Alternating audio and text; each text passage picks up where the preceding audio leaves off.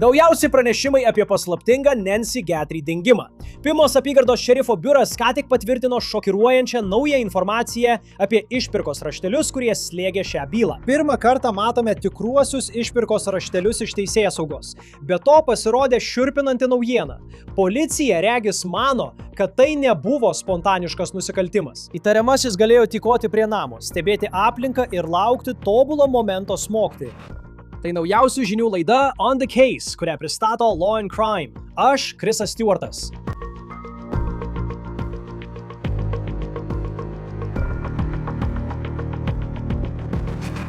Didelė naujiena iš Arizonos Pimos apygardos šerifo susijusi su Nancy's Guthrie tyrimu. Pirmą kartą iš teisėsaugos matome 2 išpirkos raštelius, kurie buvo išsiųsti žiniasklaidos priemonėms visko pradžioje, kai Nancy Guthrie buvo pagrobta iš savo namų vidury nakties. Taip pat šerifas kelia klausimų dėl to, kada buvo nufilmuoti tie vaizdo įrašai, kuriuose matyti tas paslaptingas asmuo ant Nancy's Guthrie namo laiptų. Ir pasak šerifo, yra tikimybė, kad tie vaizdo įrašai buvo padaryti skirtingomis naktimis.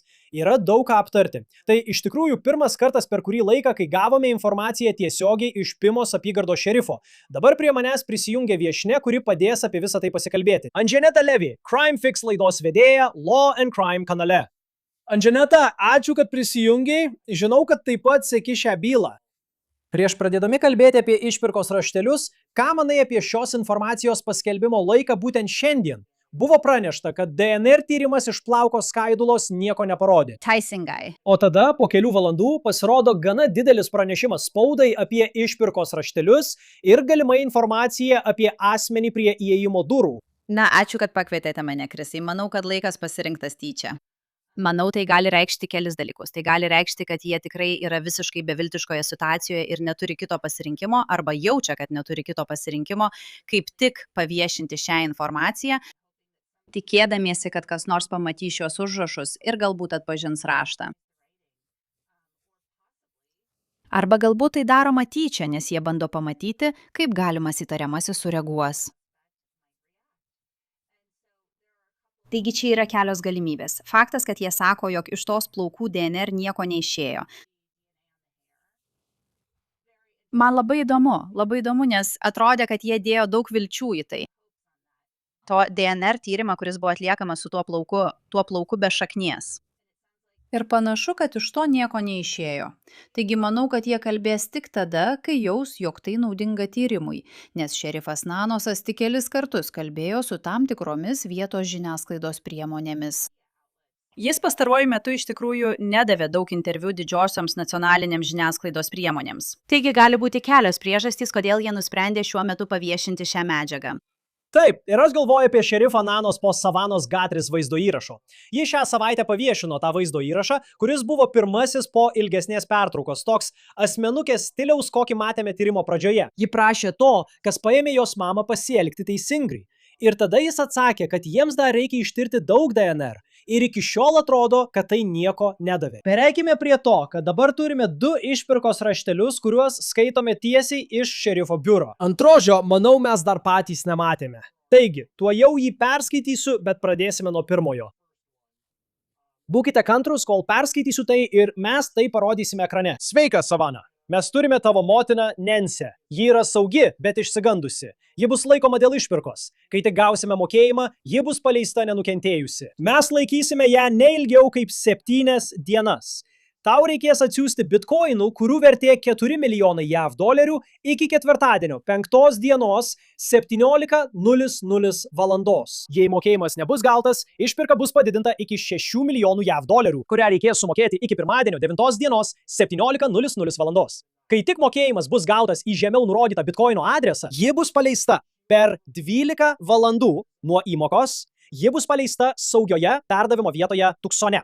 Jei mokėjimas nebus gautas iki paskutinio termino, pirmadienį, 9 dieną, 17:00 valandos, ji bus nužudyta. Tavo motina apie tai žino ir jos gyvybė yra tavo rankose.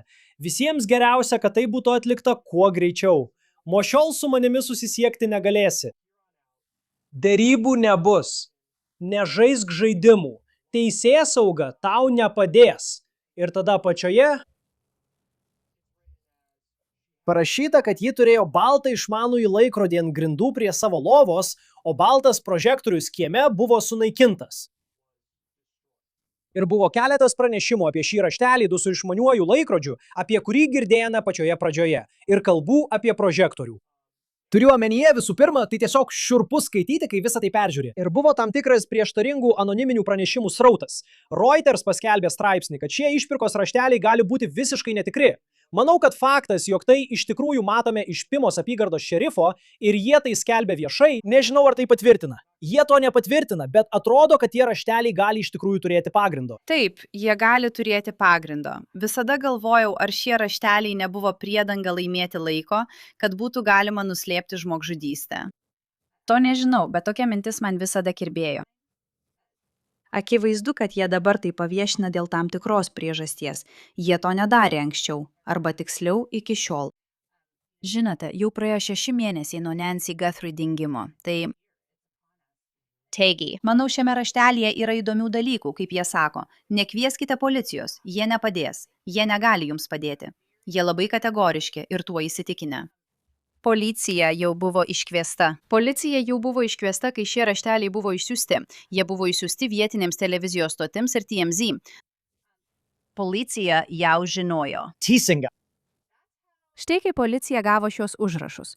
Man tai atrodo labai įdomu, todėl ir kyla klausimas. Ar tai tiesiog priedanga ir priežastis, o galbūt bandymas laimėti laiko, kad būtų galima nuslėpti žmogžudystę?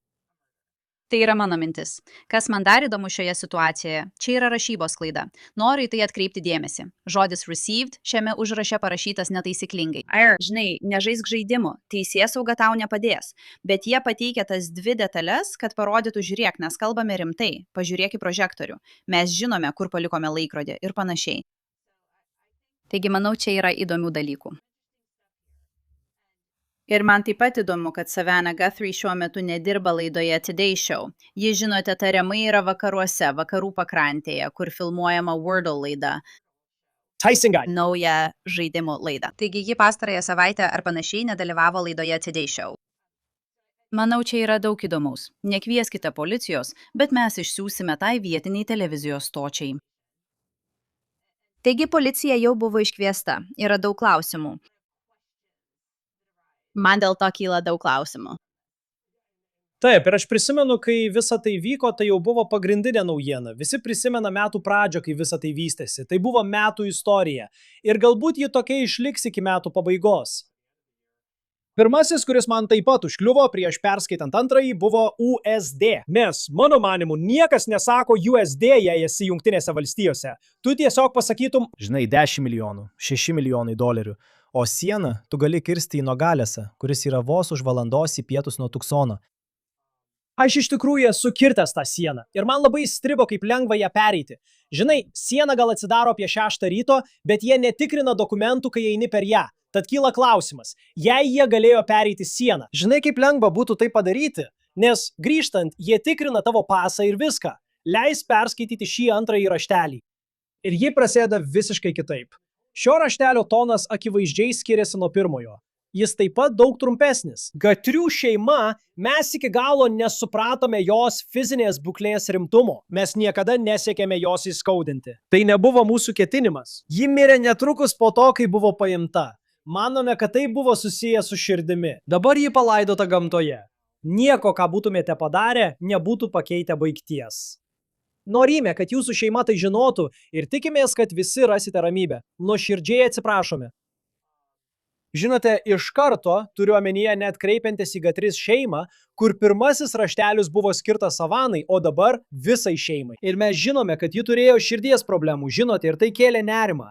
Ji turėjo sveikatos problemų, bet visiškai kitoks tonas šioje žinutėje, sakant, kad jie nenorėjo jos įskaudinti, kai tai visiškai skiriasi nuo to, ką jie sakė. Jei tai tas pats rašytojas, kaip ir pirmame laiške.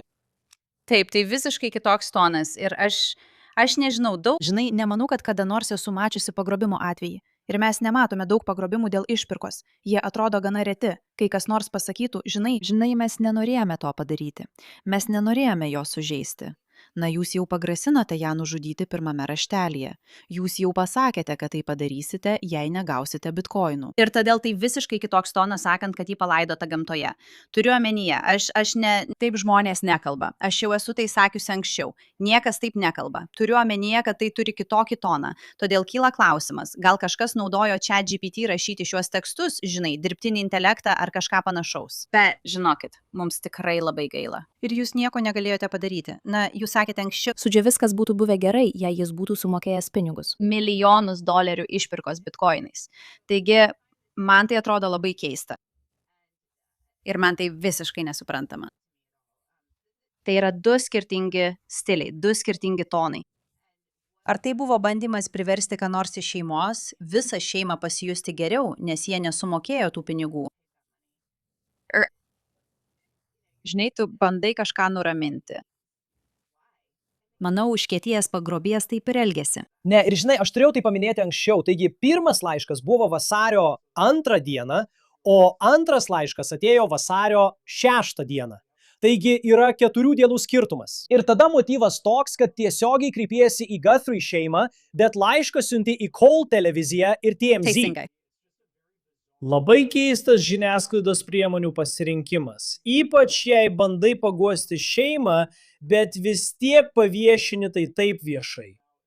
Jei visa tai tikra, o policija to nepatvirtina. Jie sako, kad tai gegužė. Manau, kad faktas, jog jie tai paviešina, jie apie tai rašo ir pranešime spaudai, tai yra iš šerifo. Jie sako, kad šie susirašinėjimai atskleidžia išskirtinius žodžių pasirinkimo, sintaksės ir frazeologijos modelius, kurie atspindi rašytojo unikalų kalbinį stilių. Jie taip pat turi vertę. Vertingų įžvalgų apie asmens mąstyseną, motyvus ir jų tono raidą laikui bėgant. Taigi žinote, jie tai paskelbė, kad pažiūrėtų ar kas nors ir žinote, manau, kad kreipimasis į visuomenę tikrai labiau bus susijęs su vaizdo įrašo dalimi, apie kurią netrukus pakalbėsime. Bet taip, tai tiesiog keistas būdas kalbėti. Ir tada jie taip pat sako, kad vėl Tuksone. Tai yra kita dalis, nes mano mintis iš pradžių nukrypo į Meksiką, bet tada, nežinau, prisimenu, kad to šerifo buvo paklausta pačioje pradžioje ir jis tarsi ne tai, kad jis sąmoningai tai ignoravo, bet iš to, kaip teisėsauga apie tai kalbėjo spaudos konferencijose, buvo aišku, kad jie palaiko ryšį su kolegomis Meksikoje. Tačiau niekada neatrodė, kad kitoje sienos pusėje būtų daug išteklių, bent jau matomai, ieškant Nancės Guthrie. Atrodė, kad taip nėra. Bet visa ta dalis apie sugrįžimą į Tuksoną, turiu omenyje, Tai galėtų būti Meksika, tai galėtų būti kitas miestas Arizonoje, mes paprasčiausiai nežinome. Bet manau, kad USD dalis čia yra labai didelė užuomina. Taip amerikiečiai nerašo ir nekalba apie valiutą. Žinote, niekas taip nekalba. Taigi, tai galėtų būti kažkas Meksikoje. Vėlgi, tai galėtų būti padirbta, bet tai galėtų būti kažkas Meksikoje. Ir tonai yra labai skirtingi. Taigi jie tikisi, kad kažkas, kas ką nors žino, pamatys šiuos užrašus ir pasakys, aš pažįstu žmogų, kuris taip kalba. Man tai atrodo pažįstama. Taigi manau, kad jie tikrai bando užmesti savo meškerę ir pažiūrėti, ar kas nors užkibs. Ir kita šios spaudos pranešimo dalis, kuri dabar sulaukia daug dėmesio, yra vaizdo įrašai ir nuotraukos, kuriuos iš pradžių paskelbė Kašas Patelas, FTB direktorius, su tuo asmeniu. Su kauke, regis, ginkluotas, ant Nancės Guthrie laiptų. Ir žmonės gali prisiminti, kad tai buvo vaizdo įrašas, kurį, kaip jie sakė, reikėjo išgauti, nes Ring, jei nemoki už tam tikrą paslaugą, jo neišsaugo debesyje. Jį reikėjo išgauti. Taigi nebuvo daug informacijos apie tai, kada šis vaizdo įrašas buvo padarytas. Žinome laikus, kada jis buvo išjungtas, bet kada tiksliai buvo nufilmuotas tas vaizdo įrašas ir kada tas žmogus buvo ant jos laiptų, tai nebuvo aišku. Bet dabar jie sako, cituoju, 2 vaizdo įrašai gauti iš Nancės durų skambučio kameros gali būti iš 2 skirtingų dienų. Šie vaizdo įrašai yra labai svarbus mūsų supratimui apie nenustatyto vyro elgesį ir pasirinkimus. Jie rodo, kad jis ėmėsi veiksmų pasiruošti įvykiui naktį iš sausio 31-osios į vasario 1-ąją. Kas yra labai šiurpu, kai pagalvoji, kad tai nebuvo atsitiktinumas. Nes buvo tokia teorija, kad galbūt jie tiesiog užpuolė namą. Tai buvo apiplėšimas. Jie nežinojo, kad Nancė bus ten. Jeigu tai iš tikrųjų įvyko per 2 atskiras naktis, kai jie gavo šį vaizdo įrašą, tai rodo, kad galbūt buvo daugiau planavimo, nei kai kurie žmonės manė, kai kalbama apie taikinį. Ir mes dar tiksliai nežinome motyvo, bet akivaizdu, kad taikytasi į žmogų, kurio dukra verta daug pinigų. Taip, manau, kad iš tikrųjų buvo daug planavimo, toks mano jausmas. Vien tai, kad prieš nusikaltimą nuvyktumėte į vietą, kad ją apžiūrėtumėte ir įvertintumėte, su kuo teks susidurti, man tai atrodo labai įdomu. Ir žinote, kaip jūs minėjote anksčiau, šioje byloje jau buvo pasirodę kai kurių pranešimų pagrįstų šaltiniais.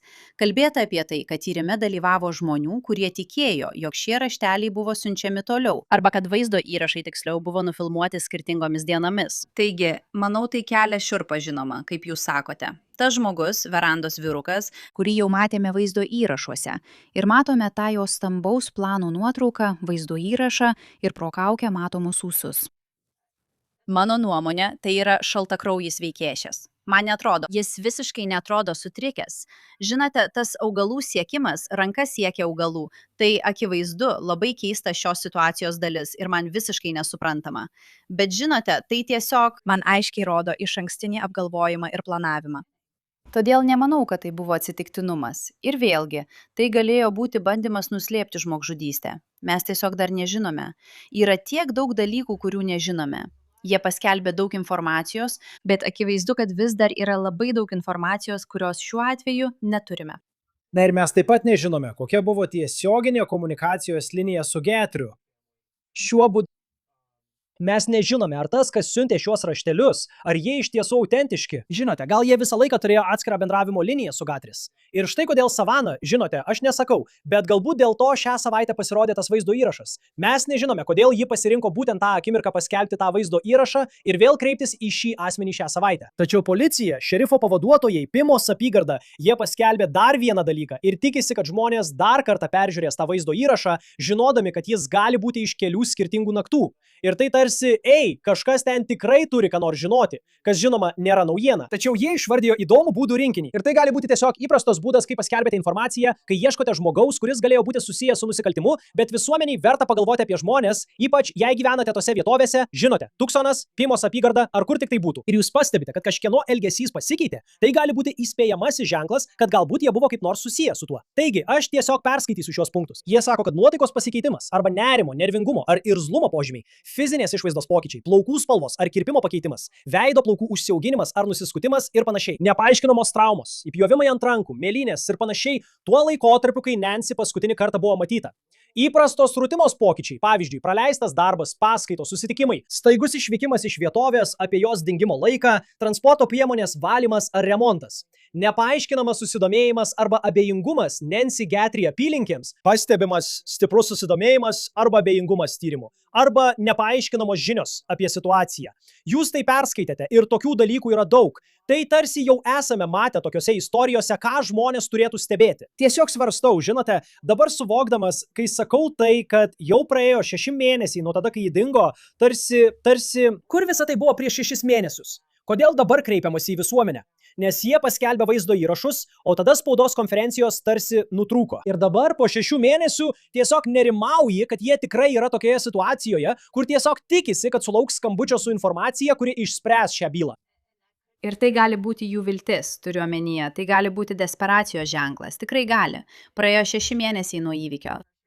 Jie žino, kad bus žiniasklaidos dėmesys. Praėjo 6 mėnesiai ir galbūt jie tiesiog neturi jokių stiprių užuominų. Todėl jie tiesiog sako, mes tiesiog paskelbsime tai ir pažiūrėsime, kas nutiks, nes mums reikia tai išspręsti. Manau, kad vaizdo įrašas iš Savanos buvo labai įdomus, Krisai. Tu tai paminėjai. Faktas, kad jie atrodo kalba su vienu žmogumi. Žinai, jį tai nukreipia į kažką. Taigi, žinai, nežinau kaip tau, bet aš visada maniau, kad čia dalyvavo daugiau nei vienas žmogus. Galbūt todėl šie rašteliai skamba taip skirtingai, tarsi jie iš tikrųjų būtų tikri ir autentiški. Ir todėl manau, kad jį kalba su vienu žmogumi, kuris, jos manymu, iš tikrųjų turi empatijos ir širdį. Tuo tarpu pirmasis žmogus, kuris galėjo parašyti pirmąjį raštelį, jos neturi. Ir todėl ji tikisi, kad tas žmogus tiesiog jo sąžinė neduos jam ramybės. Ir ji sako, kad niekada nevėlu pasielgti teisingai. Ir ji tikisi, kad tas žmogus paskambins. Ir ji akivaizdu mato, kad šis žmogus, jei tai tikrai tas žmogus, kuris parašė šį raštelį, turi sielą ir rūpinasi, galbūt kažkiek rūpinasi savana. Na, nežinau, ką tu apie tai manai, bet aš taip tai suprantu. Tikrai taip. Ir tu taip pat manai, kad visi turi savo tinklą. Kiekvienas, žinai, net jei tai tik jų tėvai, tiesa, visi turi savo tinklą ir kažkas tame tinkle, reikia tikėtis, turi tą sielą, jei jie ką nors žino. Ir laikui bėgant tikiesi, kad kaltės našta ir šių savanos vaizdo įrašų matymas paskatins ką nors prabilti. Esame tai matę ir ankstesnėse bylose. Aš vis grįžtu mintimis prie to, kad turime puikių teisėsaugos ekspertų.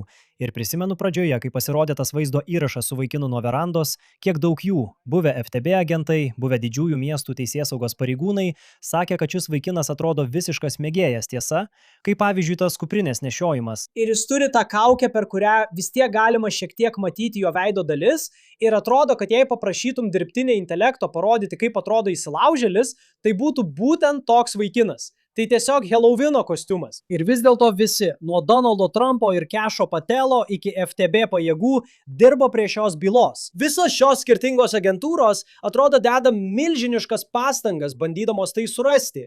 Ir man tiesiog nesuvokiama, kad praėjo jau 6 mėnesiai. Ir atrodo, kad dabar esame tokioje situacijoje, kai jei kažką pamatai, pranešk. Ir būtent tiek trūksta iki to, kad surastume Nancy Guthrie. Taip, ir būtent to ir reikės. Kaltė turi graužti iš vidaus. Jei antrasis raštelis autentiškas ir ten tikrai parašyta palaidota gamtoje, atsiprašau, nieko negalėjai padaryti. Kaltė turi kažką graužti iš vidaus. Ir būtent apie tą žmogų jie kalba, kaip ir tai, ką tu skaitėjai anksčiau. Elgesio pokyčiai, nerimas, staigus susidomėjimas Nancy Guthrie kaiminystė, o paskui tai praeina. Noriu pasakyti, kad kaltė tikrai gali ėsti gyvą žmogų, kuris su tuo susijęs. Ir būtent to jie ir tikisi. Ir tu teisi, visi buvo įsitraukę į tai, bet manau, kad pačioje pradžioje galėjo būti padaryta klaidų.